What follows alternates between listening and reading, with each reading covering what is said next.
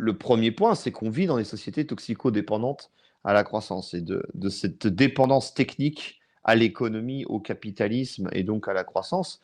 Il y a eu une extension tout à fait culturelle, entretenue par la publicité, entretenue par les médias dominants qui nous vendent en permanence le mode de vie des plus riches comme étant la condition ultime, nécessaire pour avoir une vie riche de sens. Donc, ça, c'est le premier point, c'est de sortir de cette religion de la croissance, de la questionner.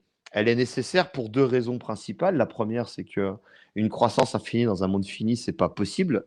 Alors, il suffit, pour celles et ceux qui nous écoutent, qu'on fait un peu de maths, calculer le taux de croissance d'une année sur l'autre de notre PIB, bah, ça donne des belles courbes en C'est exponentielle. exponentiel. Ouais. De mémoire, 3% de croissance, ça veut dire une économie multipliée par 20 à l'horizon de la fin du siècle. Donc, ça veut dire 20 fois plus de voitures produites, 20 fois plus de routes produites, 20 fois plus de, euh, de services médicaux produits et servis. Donc, on se rend compte que c'est totalement aberrant. Aujourd'hui, on a les 9 limites planétaires qui sont quasiment au rouge, voire au noir.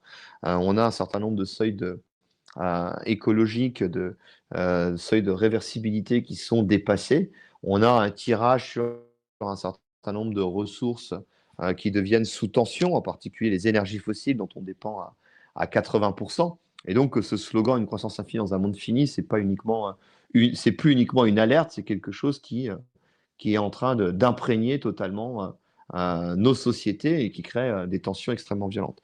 Le deuxième point, encore plus intéressant, c'est que une croissance infinie dans un monde fini n'est pas non plus souhaitable. Et aujourd'hui, on a toute une batterie d'indicateurs, d'études qui nous montrent, premièrement, qu'au-delà d'un certain niveau de croissance, la croissance ne génère pas nécessairement du bien-être, voire même elle devient plutôt négative quant au bien-être subjectif, plutôt négatif par rapport à un grand nombre d'indicateurs souhaitables.